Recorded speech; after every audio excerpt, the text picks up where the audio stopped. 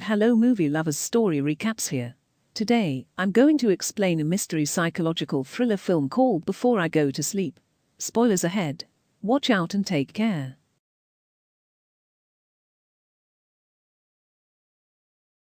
Christine Lucas, a 40-year-old lady who wakes up in a bedroom she does not recognize, is shown in the film's opening shot with her bloodshot eye in extreme close-up. She has no idea where she is and is unfamiliar with her surroundings. She discovers to her horror that the bed next to her is occupied by a middle-aged man. When she enters the restroom, she discovers photographs of herself as a much older lady pinned on the wall. She also notices a picture of the bed partner with the caption, "Ben, your spouse." Nothing about it is familiar.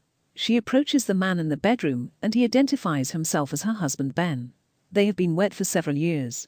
He informs her that she suffered brain injury in a tragic vehicle accident 10 years prior. Every night before bed, she loses all memory of her life up to her early 20s, waking up the following morning with a blank slate. Every morning, Ben must go through the same process. While recounting the love and marriage story, he shows Christine pictures. After getting dressed for work, Ben departs to go work as a teacher at a local school.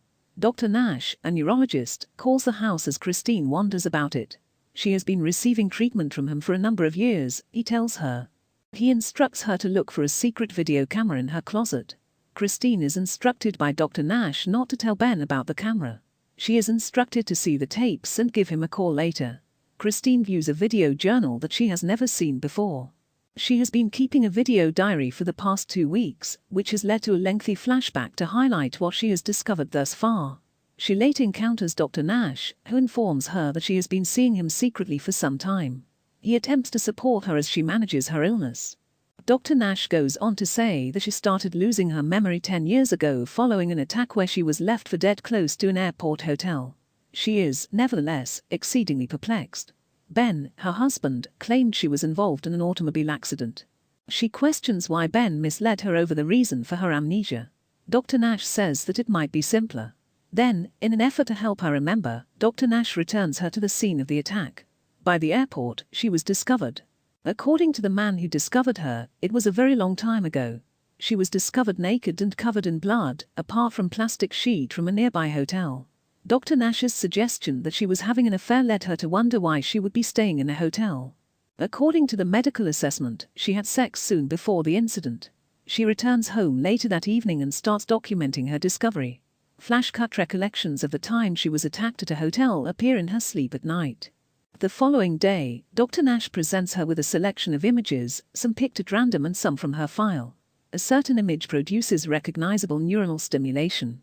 The image of Claire, a woman with red hair. When she questions Ben about this at home, Ben informs her that Claire was her closest friend, but she relocated to another country and cut off communication with Christine because she couldn't bear her condition after the accident. Then, after telling her that he did it in order to protect her, Ben shows her images of himself with Claire. The following day, Christine has memory jolts and remembers having a son. She confronts Ben irately for hiding their child. To her surprise, he claims that their son, Adam, passed away at the age of 8 from meningitis. He has been holding these secrets from her in order to spare her from having to go through the suffering of that event again. After that, she keeps writing down these distressing revelations while crying. Christine's ongoing struggles with her recollections of Adam as a newborn lead to a bizarre dream in which Adam gives Christine a drawing of a man with a scar on his face. Mike is written on the image. She tells Dr. Nash the following morning that she believes Mike was the name of the man she had an affair with and who attacked her. Nash comforts her by giving her a hug. Almost kissing her, but when his jacket unfolds, his hospital ID and entire name are visible. Michael Nash in a vision, she witnesses Nash assaulting her in a hotel. Christine quickly retreats and flees from him. She is left at home when he apprehends her and gives her a tranquilizer. That evening, her phone rings. Dr. Nash here. He claims that he gave her a light sedative to help her relax. He explains to her that she had a phenomenon known as confabulation, in which her imagination filled in the blanks in her recollection to make him the person who had wronged her. The following day, Christine sees Dr. Nash once more. Due to his love for her, he no longer feels he can treat her, which is very inappropriate. Dr. Nash reveals to her a startling truth before they part ways. Ben had enrolled her in an assisted living home in 2007, and he later divorced her in 2009, leaving her there. Claire, her closest friend, had also been attempting to reach her at the care facility. Nash then provides Claire with her phone number. Christine confronts her husband in a furious manner, demanding to know why he divorced her 4 years ago, after learning that information. She insists on knowing the reality. There, he confesses that he got despondent after they lost their son and divorced her, leaving her in the care facility. He soon had a change of heart, though, and returned to her. He swears he won't ever abandon her again. Knowing this reality, Christine empathizes with his predicament and gives him a hug. Christine got in touch with her best friend, Claire, later that day. She starts to remember her earlier times with Claire as soon as she hears Claire's voice. They decide to meet up in a nearby park. Claire reveals that Christine had started an affair before her attack and that they frequently met in hotels when they first met. The reason for their breakup is then given by Claire. Ben, Christine's husband, and Claire once engaged in sexual activity as a result of their shared sorrow over Christine's memory loss. Claire cut up communication and withdrew from Ben and Christine's lives out of a sense of duty to preserve their marriage. Claire apologizes and hands Christine a letter that Ben sent to her. Just before they split up, Ben emailed her this. In case Christine ever feels well enough to read it, he asked Claire to give it to her. Ben writes to Christine to let her know how much he loves her, but that because of her health, he had to put her in the care facility. She appeared content there. To protect his kid Adam, he made the decision to leave her. Adam started to fear her because he couldn't comprehend her memory loss. Ben begs her to realize that he thought they had to leave her for Adam's sake. Christine can now appreciate how challenging it was for Ben to deal with Christine's amnesia after reading this letter. Christine makes a video thanking Ben for his love and care and claiming that he is her protector and lover and that she wants to start a life with him. She makes the decision to show Ben the recordings she has recorded with the digital camera at night and lets him know she has been seeing Dr. Nash for a while. She acknowledges that she didn't trust Ben before, but she does now.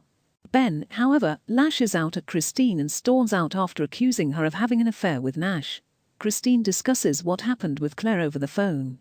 Claire is perplexed because she is aware of Ben's decent character and knows that he would never treat her in such a way. So Claire makes the decision to call Ben. A little while later, Claire calls Christine again. Christine is informed by her that Ben claims to have not seen Christine in 4 years. If the Ben Claire is living with has a scar down the right side of his face, Claire asks Christine to describe him. She looks at Ben's photo, there is no scar. At that point, they understand that the man she is dating is not Ben. The bridal portrait is a hoax. Christine tries to flee the house right away, but Ben knocks her out. Christine again wakes up the following morning without any recollections. She locates the camera and views her entry where she declares her love for Ben and wants to start a family with him. Ben calls Christine and urges her to prepare their bags because they are leaving that evening for a trip. That evening, Ben drives her to a motel close to the location where she was discovered. She catches images of what happened 10 years ago in the hotel room. He admits that he is Mike, the man with whom she had a relationship. Christine then recalls that Mike had asked her to tell Ben about their relationship, but she had refused, leading to an altercation that ended with Mike severely beating Christine and giving her amnesia. He also unintentionally divulges the existence of Christine's son Adam. Mike says he loves Christine, tells her he deleted the films from her camera, and that he isn't interested in playing Ben anymore. He warns Christine that if they don't coexist, no one will survive. A new altercation breaks out, but this time Christine knocks Mike down and flees. While she flees the hotel, she activates the fire alarm, and the camera captures her relating her story as she waits in an ambulance. Nash comes to see Christine in her hospital bed, but this time as a friend rather than her therapist. He assures her that Mike, the person in charge of her condition, has been detained. He informs Christine that she has guests and expresses his optimism that the visits would bring about the breakthrough they have been seeking. Christine receives a visit from the genuine Ben. He also brought Adam, who never passed away from meningitis. Her memories come back as she witnesses Adam entering her room. The two of them embrace as the film comes to a close, and they both shed joyful tears. Now for the explanation. I'll go into the series of events that took place before those in the film. Christine and Ben exchanged vows in 1999. But not the real Ben, not this Ben. The couple's son, Adam, was born in August 1999. Christine had an affair with Mike in 2003, 4 years later. Mike wanted Christine to tell Ben about their relationship, but she refused, and they got into a fight that ended with Mike severely beating Christine and giving her amnesia. Ben put her in an adult community care facility because of how she was feeling. Ben and Adam, her son, paid her daily visits. But they had to put up with it because they had to constantly remind her of who she was. Her closest friend, Claire, assisted the family throughout this time and grew close to Ben. Ben and Claire once had a sexual encounter because of their shared sorrow over Christine's memory loss. Claire made a decision to withdraw from their life out of guilt. Christine's illness hadn't improved after a few years. Ben ran out of things to say. Adam, their son, became terribly unhappy. For Adam's sake, Ben and Adam abandoned Christine in 2009. They stopped visiting her and left her in the care facility. Mike took advantage of the situation to pose as her husband. Ben's signature was forged by Mike, who then took her home. She was duped into believing he was her husband for 4 years. She didn't have a camera to document her daily thoughts and improvements until she met Dr. Nash one day. The subsequent events match what you saw in the movie. And that is how I would explain the movie. Don't forget to subscribe for more recaps like this, switch on alerts, and give the channel a thumbs up to help it grow. Thank you for taking the time to watch. Let's meet up the next day for another evaluation.